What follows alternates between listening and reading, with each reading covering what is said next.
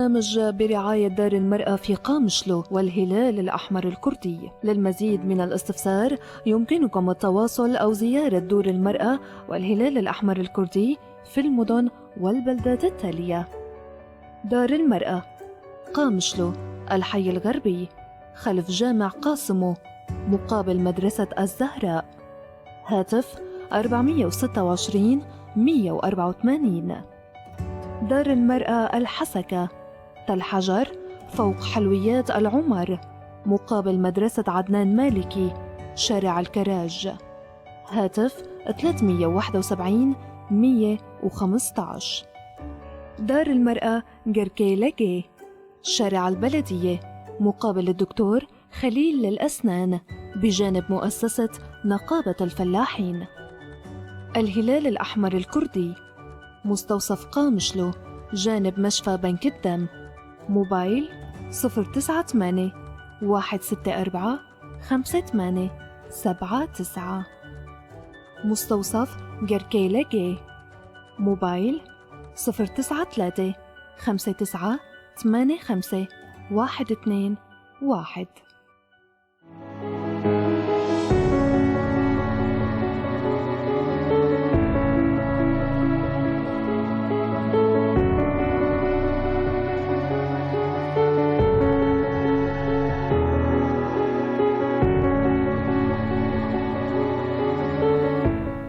مساء الخير مستمعي متابعي إذاعة بوير اف ام.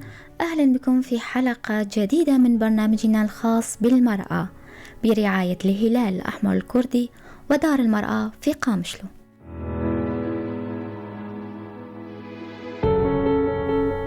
للتفاعل مع موضوع الحلقة يمكنكم الاتصال على الرقم الأرضي 429 101 ورقم الواتساب 0938 2808 14، وكمان على صفحة الفيسبوك بوير عربي.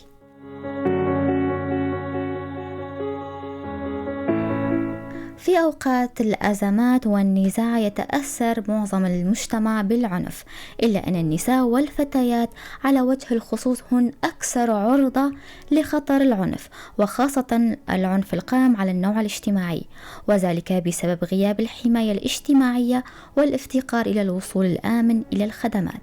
ففي الوقت الذي يتزايد فيه إدراك العالم لخطورة العنف الموجه للمرأة ويسعى لمناهضته كوباء عالمي تتعرض له واحدة من كل 3 نساء على الأقل لنوع من أنواع العنف الجسدي أو الجنسي خلال حياتهن، لا يزال معظمه غير مبلغ عنه بسبب انعدام العقاب والصمت والإحساس بالفضيحة ووصمة العار المحيطة به. ما هي أسباب العنف القائم على النوع الاجتماعي؟ أنواعها، عواقبها، وكيفية الحد منها. سنناقش هذا الموضوع مع ضيفتنا عبر الهاتف باهية مراد، إدارية دار المرأة في قامشلو.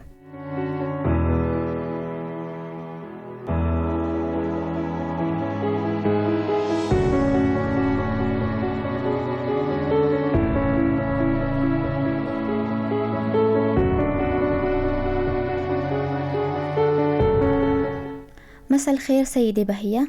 مساء النور، أهلا وسهلا فيكم. أهلا. بداية سيدي بهية، لو تعرفي لنا وللمستمعين مصطلح العنف القائم على النوع الاجتماعي.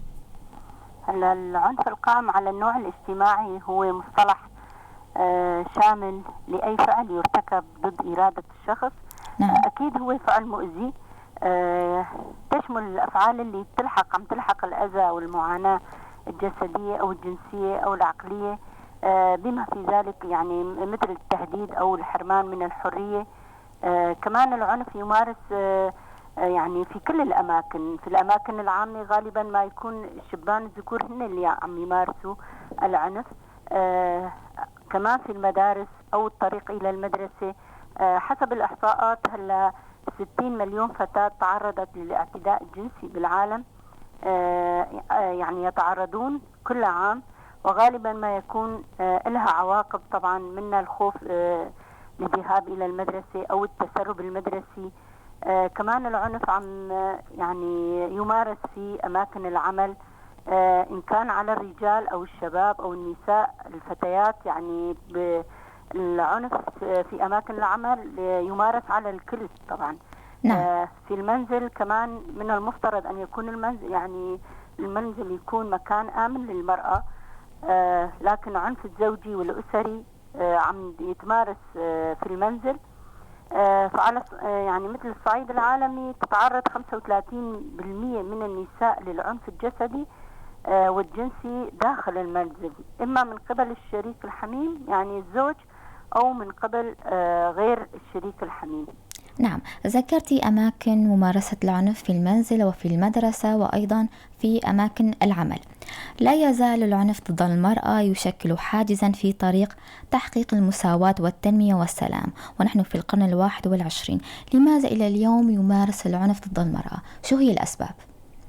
هلا الأسباب اللي يمارس العنف ضد المرأة هي من أبرز الأسباب والدوافع هي أحيانا المرأة نفسها هي اللي تكون أحد العوامل الرئيسية لممارسة العنف عليها. نعم. مثل يعني تقبلها للعنف، اعتبار التسامح يعني والخضوع والسكوت، انه هي بطبيعة نفسها انه المرأة هي متسامحة، مشان هيك كمان يمارس عليها العنف. وهلا عنف يعني يتمادى من الطرف الآخر أكثر فأكثر. مثال يعني 92% من الأفغان يعتقدون أنه من حق الزوج ضرب زوجته. كمان في أسباب ثقافية، الأسباب الثقافية في مقدمتها الجهل بحقوق وواجبات المرأة. كمان الاختلاف الكبير للثقافة بين الزوجين كمان يساهم في ظهور العنف، وبالأخص إذا كانت الزوجة طبعا مستواها العلمي أعلى من مستوى الزوج، وهذا يولد التوتر وعدم التوازن لدى الزوج. يحاول التعويض بالإقلال من قدر المرأة وسوء معاملتها والاستهانة بها. كمان في عنا أسباب اقتصادية مثل الفقر، الأعباء المالية الكبيرة اللي هي اللي تأثر في العلاقات بين الأفراد. كمان حرمان المرأة من التعليم والميراث، يعني من الناحية الاقتصادية لو أنه المرأة إذا لها حق التعلم والميراث كمان أنه شوي تمكن حالها اقتصاديا. نعم. كمان في عنا الأسباب القانونية وسن هذه القوانين. طبعا هذه القوانين من جانب الحكومات والسلطات دائما تقف القوانين إلى جانب الرجل. هالقوانين كمان عم تأذي المرأة وما تكون لصالحها. في عنا أسباب بيئية مثل زيادة عدد السكان والازدحام، ضعف الخدمات المرتبطة بارتفاع عدد السكان كمان، واللي ما تعطي فرص للنجاح أو توفر بيئة مناسبة للعمل. طبعا يتولد العنف لدى الكثيرين في المعاملة السيئة للمرأة. كمان عنا من أهم الأسباب كمان العادات والتقاليد طبعا البالية اللي نعم، عادات المجتمع. طبعا تقاليد المجتمع هي اللي تفرق بين المرأة والرجل، وكمان تفضل الذكور على الإناث، يعطوا للرجل كل الحقوق والسيطرة والهيمنة وممارسة العنف.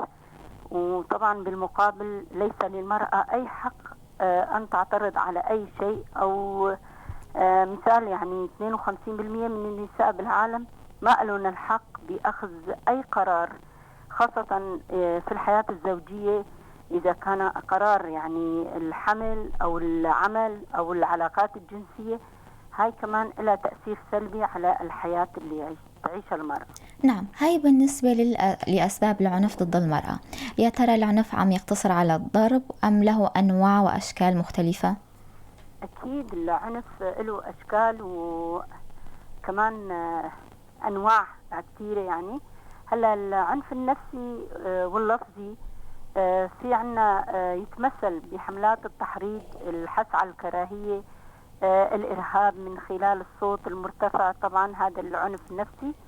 الصراخ مثل القول، يعني إن إذا الرجل يقول لمرته أنت غبية أو بشعة، أو يهددها بأخذ أولادها يعني من نعم. إذا صار أي خلاف بيناتهم، أو كمان إنه يهددها إنه يتجوز عليها، أو إذا يعني أذلها قدام يعني تم إذلالها قدام الآخرين، أو يهددها كمان بإنه يصير خلاف بينه وبين يعني بينه وبين زوجها، يهددها بأهلها ما يقتلون أو يضربون، يعني كمان يكون هذا عنف نفسي ولفظي.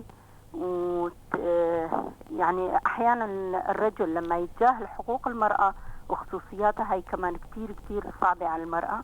لما يذلها قدام الآخرين قلنا كمان هاي كمان كتير صعبة.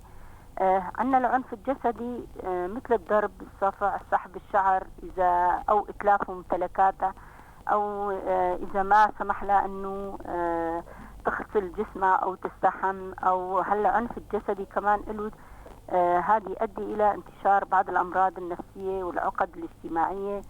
نعم. يعني مثل الاكتئاب، العزلة، الصدمة النفسية، هاي كلها كمان. رح نحكي عن العواقب سيدة بهية، خلينا هلأ بالأنواع. نعم. الأنواع كمان في عنا العنف الجنسي مثل الاغتصاب، إذا كان التعرض للقسري أو للحمل القسري، أو جعل الشخص إذا يشاهد يعني مواد إباحية، أو كمان تجارة النساء كمان هي من ضمن العنف الجنسي، أو إجبار يعني أرملة أنه تتزوج يعني مثل ما يقول شقيق زوجها كمان بالإكراه. نعم، زواج إجباري. طبعا قسري إجباري. نعم، هاي بالنسبة لي أنواع وأشكال العنف ضد المرأة. مع أزمة كورونا كوفيد-19 تزايد حالات العنف، برأيك شو هي الأسباب؟ هلا من المفترض مثل ما قلنا أنه المنزل لازم يكون مكان آمن للنساء طبعا، لكن فترة الحظر ووجود المرأة كمان والرجل بنفس البيت، وكمان طبعا إذا كانوا موجودين بنفس البيت أكيد في اختلاف للآراء، هاي هي اللي تؤدي إلى ظهور العنف. في طبعا الفترة زادت حالات العنف طبعا في الوقت اللي لازم كان يكون من المفروض يعني انه الاثنين عم يعتنوا باولادهم، وانه يصير عندهم فرصة كمان يعني شوي يفضوا لبعض ويعرفوا طلبات الاولاد، او يعني اذا هالولاد عندهم هوايات، عندهم نشاطات كمان شوي يعني انه يكونوا عم يفضوا لاولادهم لبيتهم. نعم. نحن هلا بدار المرأة كان في عنا حالات عنف كمان، وعنا العكس كمان. هلا بدار المرأة احيانا كان العكس مثل ما قلنا، بعض اصحاب القضايا يعني هن كان وجدوا حلول لقضاياهم هن، يعني لما كانوا بعاد عن بعض يمكن الاشتياق، او هن رجعوا لعقلهم ورجعوا لحالهم. في كتير حالات بوقت الحظر كان في القضايا كانت موجودة بدار المرأة، اتصلوا فينا انه وصلوا لحل هن بعاد عن بعض. يعني هاي كمان كتير كويس، يعني كان في حالات عنف كمان، في حالات بالعكس يعني حالات حل كمان للقضايا. نعم، من جانب إيجابي وسلبي لأزمة كورونا. سلبي. نعم سيدي بهية، كون المرأة فرد فعال في المجتمع ونواة الأسرة، يا ترى شو هي عواقب العنف المبنى القائم على النوع الاجتماعي على الأسرة، على الأطفال؟ هلا العنف القائم على النوع الاجتماعي طبعا العواقب كثيرة يعني. هلا إذا على صعيد الأسرة تفكيك الروابط الاجتماعية، خاصة إذا صار الطلاق، عم يظهر سلوكيات عنيفة بالمجتمع. نعم. تتطور لحد الاشتباك، العراك، القتل، يعني إذا من الناحية الاجتماعية طبعا. كمان هاي تؤدي لانتشار أمراض نفسية، عقد اجتماعية، خاصة للأطفال، التوحد، العزلة، الصدمة. هاي كلها تأثر تأثير سلبي على الأطفال، مثل التوتر كمان، الخوف. هالآثار هي اللي تهدم الفرد وتنعكس سلبا على المجتمع، يعني لها تأثيرات سلبية كتير على الأطفال وعلى المجتمع وعلى الفرد، على الأسرة، خاصة على سلوكيات الأطفال. وكمان يعني إنه هالأطفال كمان يبتعدوا عن الذهاب للمدرسة أو يخافوا، يعني كمان نعم. يكون عندهم تأثير سلبي. المدرسة كمان يعني لها تأثير يعني سلبي على المدرسة، أو دوام على المدرسة كمان، هذا له كتير تأثير سلبي. نعم، هاي بالنسبة للأسرة وللأطفال وعلى المجتمع. شو هي عواقب العنف القائم على النوع الاجتماعي على المرأة نفسها من الناحية الصحية والنفسية والجسدية وحتى الاجتماعية؟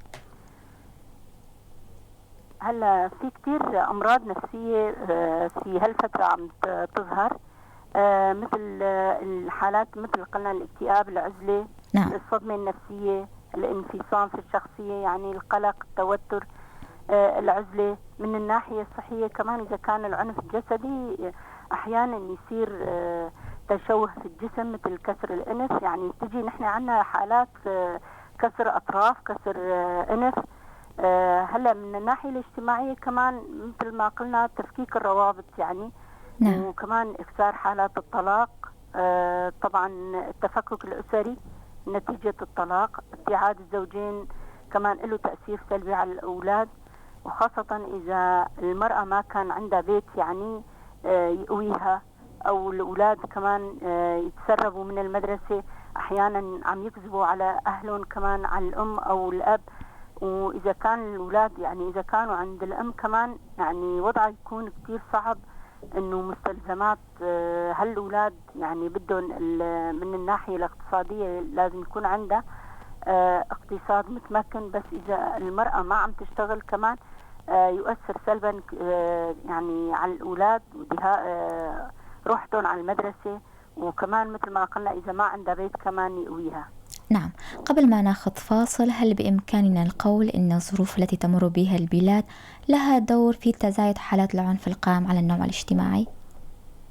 هلا أكيد، يعني مثل ما عرفنا إنه هلا نحن عم نعيش أكثر من 10 سنين حالات حرب، حالة يعني كل الدول إذا فيها حروب، إذا فيها ويلات، أكيد يكون فيها فوضى. مشان هيك عم تزداد حالات العنف. نعم. وطبعا اللي تعاني يعني هالفترة كمان يكون الناس عم يعانوا من الفقر، خاصة خلال فترة الحرب، كمان عدم الاستقرار، النزوح، الهجرة. هي كلها لها تأثير على الإنسان، على المجتمع، على الفرد. كمان عدم تأمين الموارد الأساسية للأسرة، مثل هلا غلاء الأسعار، يعني طبعا ارتفاع سعر الدولار، البيوت الإجارة اللي عم طبعا يكون أجارها كبير، هاي كمان لها تأثير سلبي. نعم. مكان أيام الحروب طبعا. بهالوقت كمان عم يكتر حالات مثل تعدد الزوجات، الزواج القاصر كمان، انه في كتير عوائل او اسر عندهم بنات كتار، او كمان يعني وضعهم المادي كتير صعب. مشان هيك يعني خاصة بهالفترة يعني هالشهرين اللي مروا كتير عانينا نحن في اماكن نحن ما قدرنا نوصلها، بس وصلوا لعنا نساء تزوجوا يعني قاصر، وحتى اتطلقوا هن قاصر. نعم. يعني تزوجوا بعمر شي 15-16 سنة واتطلقوا يعني بعد سنة أو 3 شهور أو 4 شهور. يعني كمان هاي معاناة وعنف كمان. نعم سيدي بهية، رح نحكي عن حالات التي ترد على دار المرأة لكن بعد الفاصل.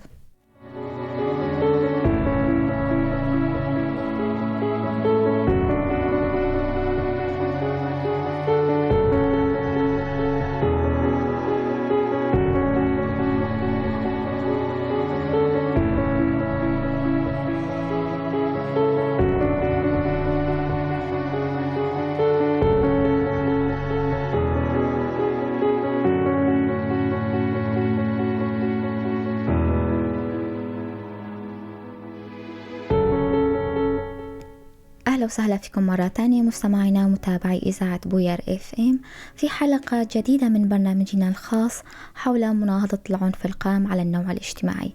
معنا عبر الهاتف بهية مراد، إدارية دار المرأة في قامشلو. أهلا وسهلا فيك مرة تانية سيدي بهية. أهلا وسهلا فيكم. أهلا. تقصد الكثير من النساء وخاصة في الآونة الأخيرة دار المرأة لحل مشاكلهن. برأيك إلى أي حد كان لبيت المرأة لدار المرأة دورا فعالا في الحد من العنف ضد المرأة أو العنف القائم على النوع الاجتماعي؟ هلا بالبداية دار المرأة هي مو بس للمرأة. نعم. هي للمرأة والرجل، هي دار الأسرة، وطبيعة عملنا بدار المرأة هي الصلح. طبعا كل سنة عم يتم حل مئات القضايا، وبهالطريقة يكون لها دور الفعال للحد من العنف. لما نحن نحل مشكلة أكيد عم نحد من حالات العنف. والحل دائما يكون عندنا نحن بدار المرأة يكون برضا الطرفين، يعني الطرفين عم يعني نوصلون لحل. طبعا كتير كتير عم ننبسط لما يكون نحل مشكلة والطرفين يصلوا لحل ويرجعوا على بيتهم. طبعا نحن بدار المرأة مثل ما قلنا نرضي الطرفين، هالطرفين كمان لما يتوصلوا لحل كمان ويرجعوا لبعض أكيد هذا يكون حد من حالات العنف. نعم سيدة باهية، هل لديكم إحصائيات عن عدد النساء اللواتي تعرضن للعنف في هذه السنة؟ القضايا اللي عنا بدار المرأة الإحصائيات بهالسنة، نعم. عنا الزواج القاصر كان 69 قضية. طبعا زواج القاصر كمان يعتبر عنف جنسي. العنف، حالات العنف اللي طبعا بعثناها للنيابة هي 60 قضية. في خلافات زوجية. هلا باعتبار نحن كدار المرأة عم نعتبر كل القضايا اللي عم تجي لعنا لدار المرأة هي فيها نوع من أنواع العنف. يعني كل القضايا أكيد إما كان نوع لفظي، جنسي، جسدي، اقتصادي. نعم. المهم كل حالات العنف عم ترد لدار المرأة. هلا الخلافات الزوجية كانت 669 خلاف. أكثر شيء خلاف زوجي طبعا. خلافات عائلية 133. تعدد الزوجات كان 129 قضية. خيانة زوجية 12 قضية. والهروب يعني هدول اللي عم يطلعوا من بيتهم إذا كانوا معنفين من الزوج أو من الأب أو من الأخ، هدول كمان شيء كانوا 38 قضية. القضايا تبع الهروب كمان هاي نبعتها لدار الحماية لحتى نوصل للحل بين الأطراف وبين الأهل. نعم سيدة باهية، أنواع مختلفة من الحالات، كيف تعاملتم معها كدار المرأة؟ كزواج القاصرات، خلافات الزوجية، والهروب من البيت. نعم. قلنا هلا مثل الهروب من البيت يعني هدول عملنا يعني لا أنا حابة توضحي كل حالة لحالها. كل حالة لحالها. نعم. هلا خلافات الزواج القاصر طبعا نحن إذا عرفنا عن طريق الكومين أو طريق أي إنسان أنه بده يصير زواج قاصر، هاي نوقف هالزواج القاصر بكتاب التعهد. نعم. مع الأهل انه ما يصير، لازم ما يصير هالبنت تتزوج الا اذا كان عمرها 18 سنة وفوق. حالات العنف اذا كان العنف طبعا مبين مثل تشويه او ضرب او كمان اذا عيونها مزرقة او مثل ما قلنا كسر انف او كسر عضو من اعضاء جسمها، كمان اليد او الرجل. هاي كمان نحن نقول للمرأة اذا بعثناها للنيابة الزوج بده ينسجن. نعم. كمان يعني حسب هي طلبة، لو هي بدها نرفعها للنيابة أو نحن عنا بدار المرأة نعمل صلحة باعتبار نحن مكان للصلح فقط. نعمل صلحة بينها وبين زوجها وترجع، بس على أساس أنه ما تتكرر هالحالة. الخيانة الزوجية طبعا هالخيانة الزوجية إما المرأة تجي تشتكي على زوجها أنه زوجها خانة طبعا مع وجود دليل، أو الزوج يشتكي على مرته إنه هي عم تخونه. طبعا قلنا حسب الأدلة ونشوف الأدلة. طبعا كمان الخيانة الزوجية إذا المرأة كمان فيها كمان سجن وغرامة، وهاي سجن شيء حوالي 2 كمان إذا كانت الخيانة طبعا عندها أدلة. تعدد الزوجات كمان بدنا دليل من الزوجة إذا اشتكت على زوجها. بس في عنا بتعدد الزوجات يعني شلون هلا المرأة أكتر شيء المرأة ما بدها تشتكي على زوجها بتعدد الزوجات. هي عم تخاف على بيتها على أولادها، إنه مجرد ما إنه المرأة إذا اشتكت على زوجها الزوج عم يطلقها، يعني يخلي الجديدة ويطلق القديمة. ونحن بقانوننا لازم يطلق الجديدة، بس هن يعني طبعا الزوج عم يترك مرته القديمة عنده، بعدين بعد فترة يروح يطلقها ويرجع الجديدة. هاي بعد ما انه يدخل للسجن ويدفع غرامة. يعني انا بدي كمان من خلال الراديو انه ليش الزوج كمان ما عم يفكر ببيته واولاده ومرته، يعني انه يصير تفكك بالاسره. ليش المراه بس هي اللي عم تخاف على بيتها على زوجها على اولادها؟ كمان يعني يا ريت الطرف الثاني كمان ان يفكر نفس الشيء يعني. نعم. سيدة بهية، كيف يمكننا الحد من هذه الظاهرة؟ طبعا الحد من هذه الظاهرة أكيد لازم يكون طبعا نخلي مجتمعنا مكان آمن طبعا، وهالمسؤولية تكون مسؤولية الكل، مسؤولية الجميع، يعني مسؤولية الفرد، مسؤولية المجتمع. وطبعا لازم يكون في بديل عن العنف، عنا لغة الحوار، النقاش، سماع وجهة النظر، وطبعا الطرف الآخر. طبعا بالحوار نحن بدنا نوصل الرسائل اللي بدنا نوصلها. كمان لازم ننشر المحبة، نشجع ثقافة الحوار اللي ترفع من شأن الفرد. نقوي روابط المحبة بين الأفراد، بين الأسر، بين الجماعات، وننشر القيم الإيجابية. لازم كمان يكون هناك يعني مثل ما قلنا القوانين نعم. اللي تكون من جانب السلطات، لازم هالقوانين كمان تطبق. وكمان نشجع على متابعة الدراسة خاصة للفتيات، وتأمين العمل للنساء، تمكين المرأة اقتصاديا. كمان لازم يكون قبل ما الشباب والبنات يتزوجوا ويصير بيناتهم هالمشاكل، لازم يكون هناك يعني بدنا إنشاء لمؤسسات توعوية للمقبلين على الزواج مثل ما قلنا الفتيات والنساء. طبعا لازم يكون كمان في مؤسسات نسائية أو منظمات المجتمع المدني كمان لها دور كبير بنشر الوعي. هالشي كله يعني يخلينا أنه يكون الحد من العنف. نعم. أهمية حملات التوعية في الحد من هذه الظاهرة، وكدار المرأة هل لديكم أي حملات توعية بخصوص هالموضوع؟ أكيد. نحن من خلال الراديو كمان هاي كمان حملة توعية كمان عندنا بدار المرأة بالكومينات، بدار المرأة وبكل الأماكن. يعني نحن خاصة من خلال الإعلام كمان، يعني من خلال الجرائد، التلفزيون، قمنا بكتير حملات وكتير ندوات نشاطات عن طريق الزوم. كمان يعني عم ناخد كمان يعني ساعات للنشاط، وكمان يعني من خلال مثل ما قلنا الكومينات كمان. عملنا ندوات حوارية، نقاشات، حلقات نقاش كمان كلها كانت عن العنف، خاصة في هالشهر يعني بالحملة هاي قمنا فيها في كدار المرأة. نعم. سيدة بهية، كإدارية ومسؤولة دار المرأة، شو هي النصائح التي يمكن أن تنصحي بها المرأة للحد من العنف ضدها؟ هلا النصائح طبعا الإرشادات اللي لا بدي أقدمها للنساء، هي المرأة هي نفسها لازم تثقف حالها، هي كمان تكون واعية، تكون من تحضر جلسات توعية، كمان نشجعها على التعليم والعمل، كيف تتحدى الصعوبات، كمان تشارك برامج مكافحة العنف، تبني علاقات مبنية على الاحترام يعني بين الجنسين. نعم. تكون كمان المرأة ما تكون سبب لممارسة العنف عليها، يعني هي ما تقبل على حال العنف. طبعا هي بطبيعتها هي تتحمل الظلم من أجل بيتها مثل ما قلنا أولادها، هي تسامح، بس كمان يعني بدنا كمان منا أنه هي تكون قوية يعني.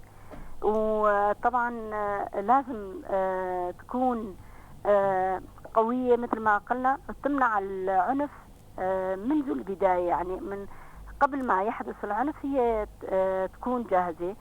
ومن خلال طبعا بدنا نعالج العنف كمان من خلال الأسباب اللي قلنا ذكرناها قبل، مثل عدم التمييز بين الجنسين، تمكين المرأة قلنا بالمجتمع، منح حقوقها، منح حقوق المرأة الإنسانية، وجعل المنزل طبعا من الأماكن الآمنة للنساء. نعم. كمان عن طريق الإعلام والتواصل الاجتماعي كمان قلنا لازم المرأة تكون أكثر كمان تشارك في صنع القرار، تشارك في زيادة الوعي وتثقيف المجتمع. نعم، كلمة أخيرة نختم فيها حلقتنا سيدة بهية. هلا نحن بالحظر كمان يعني قلنا في حالات سلبية وكانت حالات إيجابية لدار المرأة. يا ريت الكل يفكر بشكل إيجابي، الكل يفكر إنه بهالفترة إنه ما يزداد العنف، ما يزداد حالات الطلاق، ما يزداد التفكك الأسري. كمان الكل يعني بيته عايش، كمان ينتبه على بيته وولاده. طبعا الطرفين يعني نحن بدنا من المرأة ومن الرجل كمان انه يعيشوا مع بعض حياة آمنة، حياة خالية من العنف. انه ينتبهوا على اولادهم، على بيتهم، يشاركوا هالولاد يعني الفرحة انه يتعرفوا على الهوايات اللي عند اولادهم. هالشي انا اللي بتمنى هلا نحن بالحظر. شكرا لك سيدة بهية مراد. اهلا وسهلا فيكم. وصلنا لنهاية حلقتنا الخاصة حول مناهضة العنف القائم على النوع الاجتماعي. لا يسعني إلا أن أشكر ضيفتي عبر الهاتف بهية مراد، إدارية دار المرأة في قامشلو، وكل الشكر لكم مستمعينا على حسن الإصغاء. موعدنا في الأسبوع القادم، إلى اللقاء. البرنامج بسپانسریا مالا جنی لقامشلو و هیواسور آکرده. اگر پرسین و هبن هندکارن پیوندی یانجی سردانا مالا جنی و هیواسور آکرد بکن. مالا جنی قامشلو تاخا غربی لپشت مزگفتا قاسمو برانبر دبستانا زهرا. تليفون عرضية 426 184. مالا جني لحسكي تل حجر لجورا شيرينغها العمر برانبر دبستانا عدنان المالكي كولانا جراجان. تليفون عرضي 371 115. مالا جني لگركي لگي كولانا شرداريه برانبر دكتور خليل يدرانان لكيلكا سازي و سنديكيا جوتياران. هيواسور آكورد نخوشخانه قامشلو لكيلكا بنقدم. موبايل 09 حيشتيك 64 58 79. نخوشخانه آگركي لگي موبايل 09 35 98 51 22.